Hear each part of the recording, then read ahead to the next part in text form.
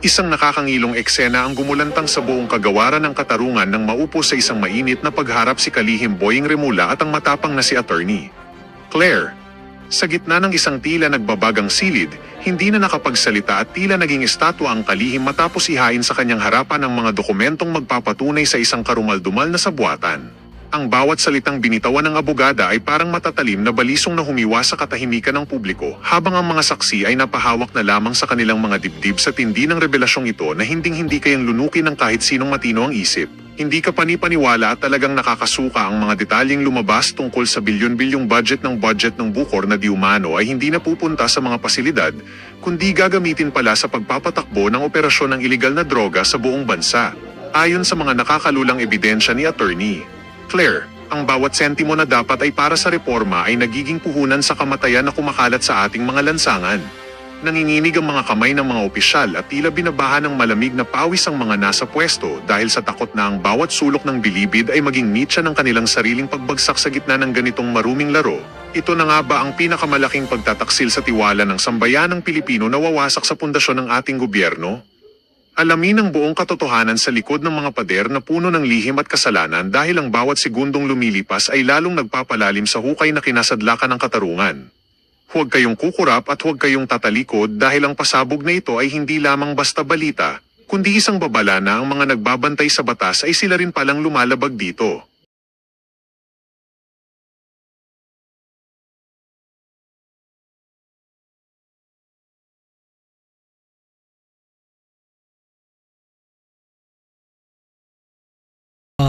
Okay. So, okay, tama. During the House Committee hearing, Mainit-init pa yan, kanina partner. lang to, Thursday, Remulla said the NBP houses over 36,000. Naku, ganito na pala kadami, inmates. While The optimum number should only be about 1,500. while experts pointed out that the optimum number should only be about 1,500. Ito talagang sobra-sobra. So, partner. Talagang congested na nga talaga. So, ito analyze natin, partner. Sinabi niya, nothing short of horrific ang pag-describe niya. Partner, tandaan mo, itong National Bilibid Prison, ang nag-manage, kumbaga ang nag-administer nito, syempre, Bucor Chief, di ba? Si General Katapang. Under niya to Pero ang Bucor is under ng DOJ. So definitely dapat si DOJ alam to. So, sinabi mo horrific, di ba? Horrific.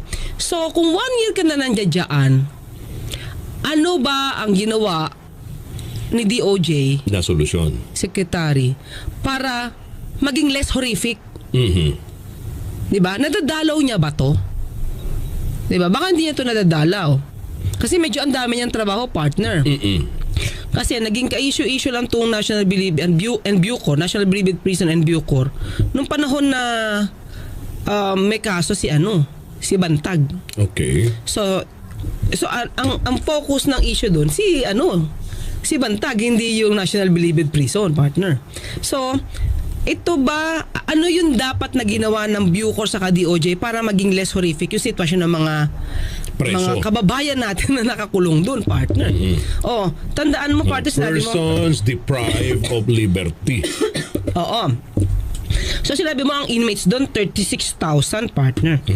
So anong ibig sabihin ito, partner? Ang dami ng kriminal sa Pilipinas. 'Di ba?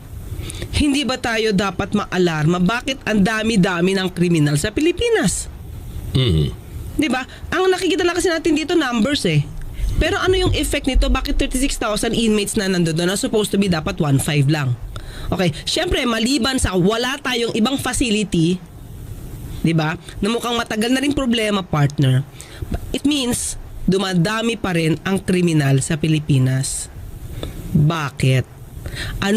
Ito siguro partner, ewan ko, hindi naman siguro kay DOJ na to kung paano i-lessen ang criminality, no? But what can we do, no, especially the leaders, ano yung pwede niyong gawin para maibsan or malesen yung rate, no, ng criminality? Lumalaki siya, 36,000 inmates, Hindi ito, 36,000? we should not be proud of this. tingin ko dapat hindi pokosa ng ni DOJ na ang daming 36 na daming inmates. But bakit marami? 'Di ba? So ngayon, sige, 1.5 lang dapat ang laman no National Bilibid Prison. Pero 36,000, siksika na talaga sila doon. Sobra na, partner. Di ba? Iba't ibang mga kaso na to, iba't ibang mga krimen na ang nasangkot nitong mga nasa loob ng bilibid. So di naman, partner, di ba? Ang ngayon, ang problema ng DOJ, dapat dumami na or maglagay tayo ng ibang mga Parang sardinas nga. kulungan sa ibang lugar, Dami. hindi dito. Kasi pag dito nag-concentrate at dumami pa ng dumami yan, sabi niya, magkakaroon, yung situation is mawu-worsen. Kasi syempre, iba-ibang tao na yung partner di ba? Pero, okay yung suggestion, pero sa akin siguro dapat mas isipin paano maiibsan na maging Kriminal. peaceful sana yung bansa. Naku, mahirap, Diba? partner. Yung mga ganong klase mga partner. Parang world peace lang ang dating, partner. Oo, parang Imposible, yan, partner. Oo. Pero partner, ambisyon na naman beauty. ang beauty contestant pa. Pero partner, World peace. Oo. mas gugustuhin kong mag-isip na malesen ang criminality kaysa magdagdag na maraming kulungan. Oo. Di ba? Although syempre sabi mo nga parang ano yan Pero hindi ba, suntok partner? sa buwan yan Oo, pero mas kasi kung marami, sobra-sobra nang nasa kulong, ibig sabihin, yung mga kinauukulan, gaya ng kapulisan, ginagawa nila lang ang kanilang trabaho. Marami silang nahuhuli. Hindi, Oo. partner. No, marami silang nahuhuli. Marami silang nahuhuli pero okay. Oo. Ito mga ka-UB I mean, alam mo, dito ang maganda sa atin kasi is pinapaisip natin sila na mas malalim. Oo. Di ba? So, tingnan mo pinag-uusapan lang natin dito is 36,000 inmates. Pero ba't dumadami? Oo. So, di ba dapat mas okay na konti? Oo. Tapos, less facility kasi konti lang yung kriminal. Oo. Okay, pero sabi mo, maraming nahuhuli. Oo. Pero, maganda ba yun na marami silang nahuhuli kasi maraming kriminal? Negative pa rin siya Oo. So, mas okay na walang nahuhuli kasi walang kriminal. Imposible din yun, partner. Ay, sa di isang naman. lugar. Yes, imposible Di ba? naman Oo. gawin. Oo. Pero syempre, di ba, mas maganda sa bansa na mababa ang crime rate. Di ba? Kasi, Ito, magandang tanong to ni Kathama. May bansa ba na walang kriminal? Hindi ko naman o mababa yung crime mababa rate? lang yung Oo. crime rate. Imposible, definitely. Because of our sinful nature, sabi nila, hindi tayo magiging santo forever. Never. Pero di ba, mas okay sana kung iilan lang ang gumagawa ng krimen kasi all of us or majority of the Filipinos, Oo. we respect others' rights. Walang bully. Di ba para bang we know our limitations, hanggang saan tayo. Oo. Yun tingin ko sa partner is yun yung nawawala because ayokong sabihin na dahil ba mahirap na bansa tayo. And because mahirap na bansa tayo, yung mga Pilipino natututong kumapit sa patalim, Oo. magbebenta ng kung ano-anong mga illegal drugs. Kaya sila nakukulong. So, ano ang punot dulo nito? Poverty. Yun, poverty. Partner. So, Tama, poverty po mga kaibigan. Yun naman talaga ang punot dulo dyan Marami pong naghihirap, no? Siyempre, pag sa ibang bansa kasi katulad ng Japan, ang mga tao doon, puro trabaho lang Trabaho lang ng trabaho, no? Dalawang trabaho, tatlong trabaho. So, hindi po sila makakapag-isip ng masama. Kasi nga, busy sila sa kakatrabaho Pero sa Pilipinas po, karamihan walang trabaho Di ba? ilan ba ang isa 36,000 na inmates? Ilan ang mayaman dyan at ilan ang medyo nasa laylayan ng lipunan? Diba? So, kung ang marami dito ay nasa laylayan ng lipunan, they are committing crimes most probably because of poverty. And ito, pag inakyat natin yung reason bakit nagkakaroon ng poverty, is it because of us citizens or is it because of the leaders? Graft and corruption. Corruption. So, kung kaya isipin nyo, di ba? Saan nagsisimula? Bakit tumataas yung crime rate? Di ba? Sabi nila, ang daming nare-rape. Di ba? Ang daming mga sexual abuses. Pero ang karamihan, sabi nila, yung iba nakakakommit ng rape or sexual abuse because they were on drugs. Oo. Di ba? So, yun pa rin partner. Siguro, kung ang tayo lahat, busy working. No? Tapos, busy working, earning. Baka hindi tayo makaisip gumawa ng mga ganong krimen. Siguro ang mananatili na lang dyan mga mafia partner. Yung talagang gusto yumaman. Di ba may ganun mayaman na pero nagpapaka-mafia pa talaga, di ba? Pero mahirap yung partner kasi kung usapin ng krimen partner, hindi lang naman tayo nakakaranas ng ganong klaseng problema. Even yung ibang mga mayayamang bansa partner, mataas din ang kanilang crime rate. Yes, partner. We cannot deny that. Sa dami ng mga factor kung bakit tumataas ang crime rate. Yes. But, sabi ko nga, hindi na imposible maging zero crime rate. Kahit anong bansa, kahit mayaman na bansa. Definitely meron. Pero hindi bansa, sa Batanes partner.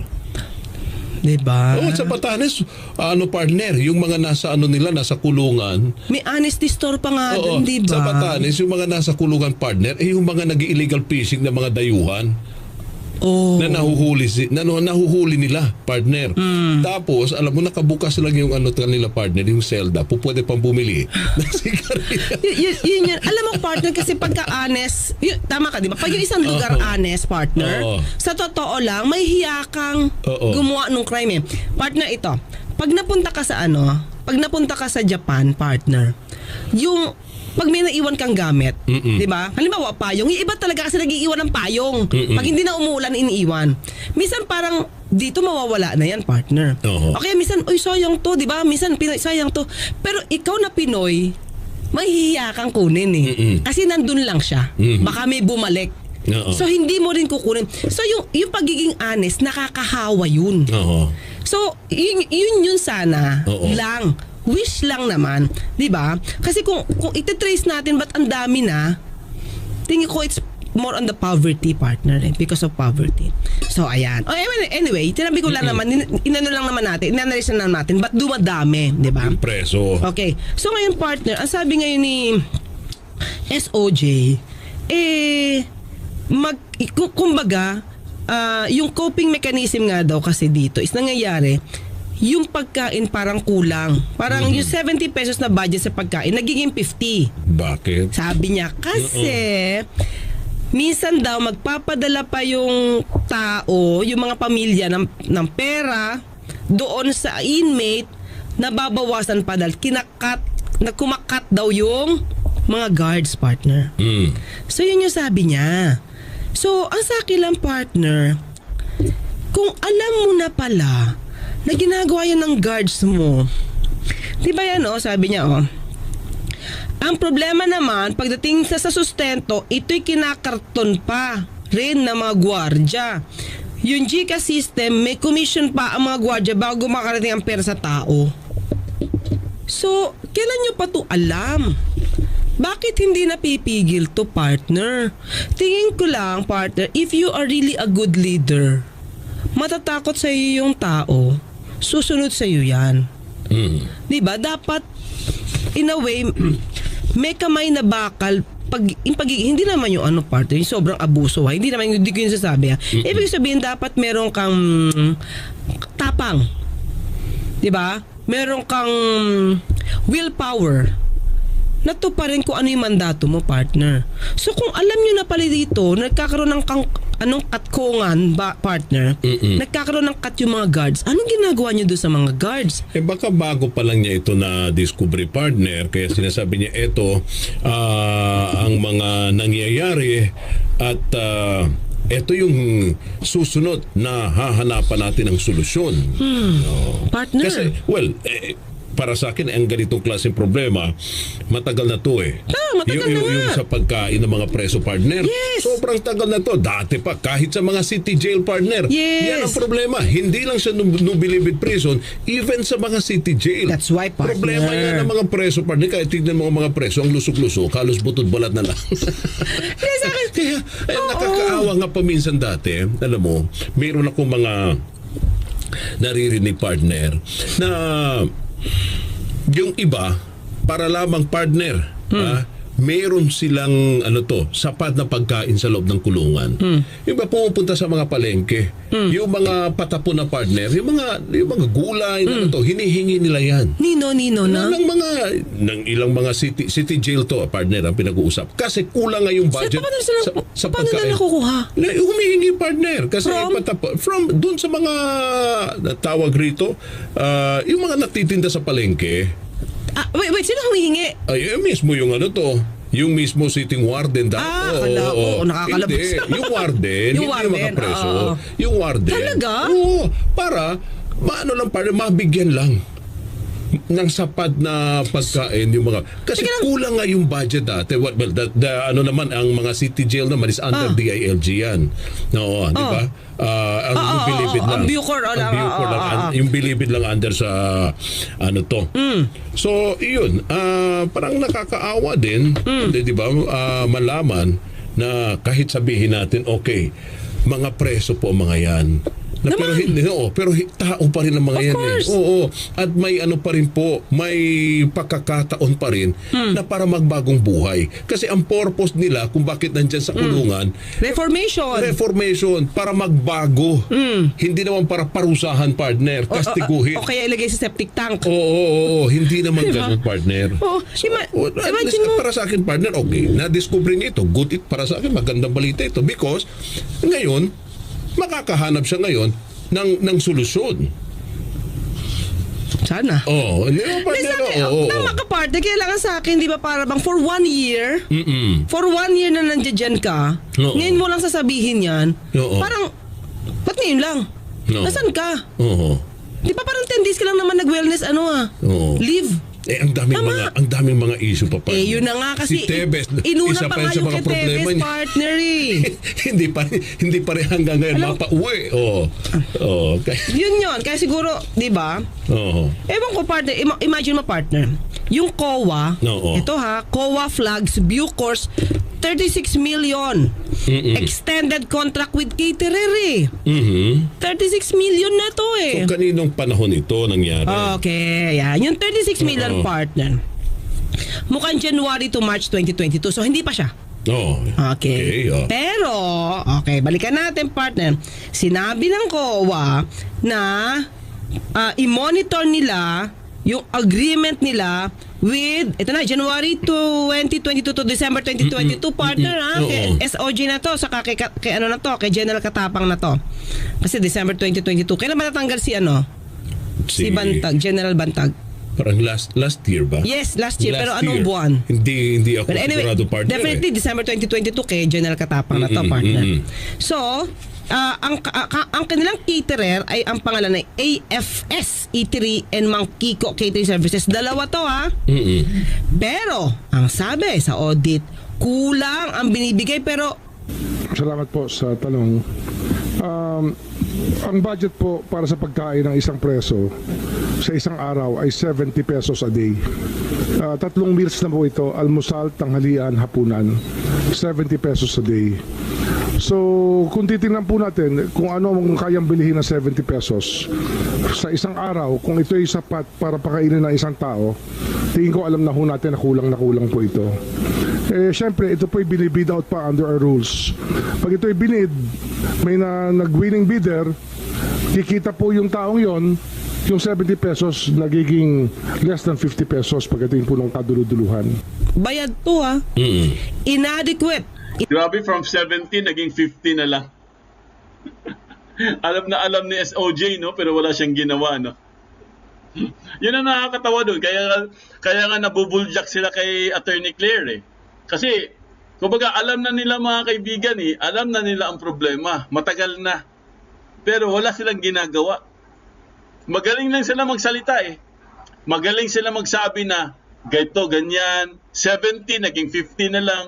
Alam mo pala Pero bakit wala kayong ginagawa? Kaya lalong lumalala yung problema sa loob ng Bucor. Kasi hinahayaan lang nila. Kumbaga, parang syempre, tinatamad siguro itong mga to. Nag-aantay lang siguro ng mga mga tongpats or mga di ba, yung mga katko. Mga katko. Di ba? Wala silang wala silang ibang ginagawa sa Bucor, kundi nakaganon lang yung kamay. Nakaabang lang sila sa mga preso, ng mga big time na mga preso. Lalo na yung mga mga high profile na inmate. Yun talagang pag nagbigay, milyon-milyon. Pero may ginawa ba sila? Wala. Kahit nga si General Kitapang, inamin niya, hindi niya tinanggal ang kubol eh. O, di ba? Inamin niya yun eh. O, bakit hindi mo tinanggal yung kubol, General Kitapang? O, ang sagot niya, dahil wala po kami matitirahan eh. Grabe, di ba? Isa kang general, isa kang director general ng Bucor. Ang isa sagot mo, wala kayong matitirahan. Di ba maganda ba yung sagot na yon?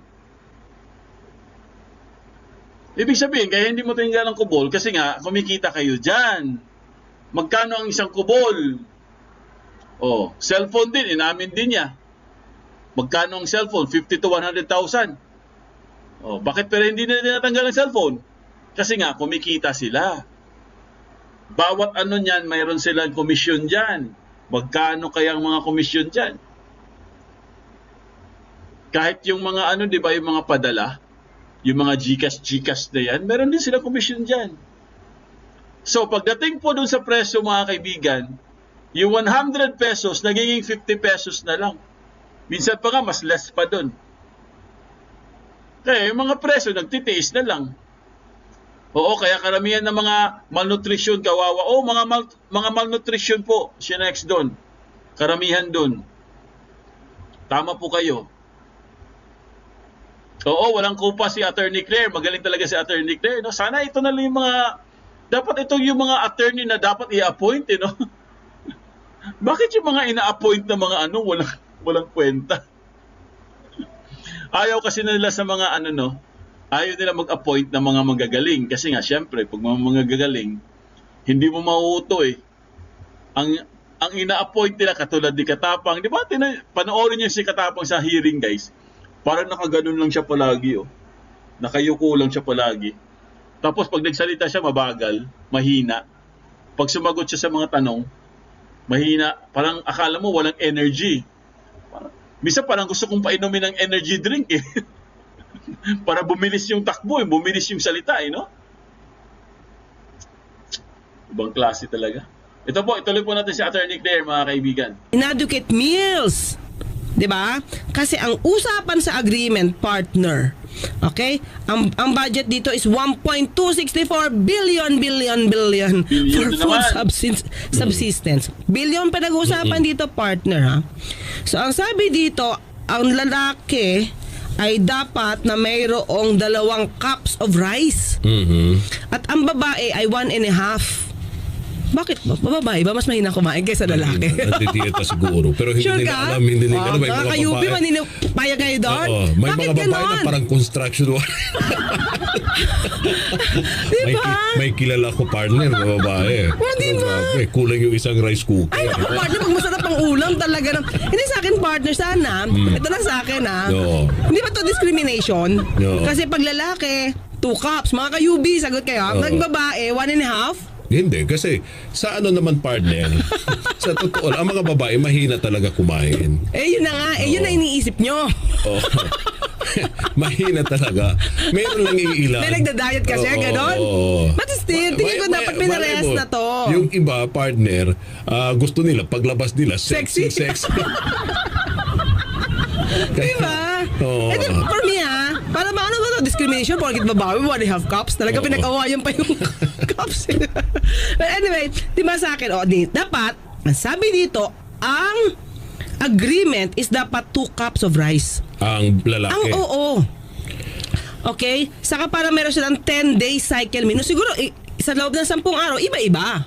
Kasi alam ko, sa Bilibid, hindi ba mismo ang mga presong nagluluto sa kanilang mga pagkain? May caterer, partner. May caterer talaga? Caterer Oo. sila. Di ba kasi alam ko ganun eh. Di ba? Mismo ang mga Ayun. preso, Hindi, pag may baon, pag may nagbibigay lang siguro, partner.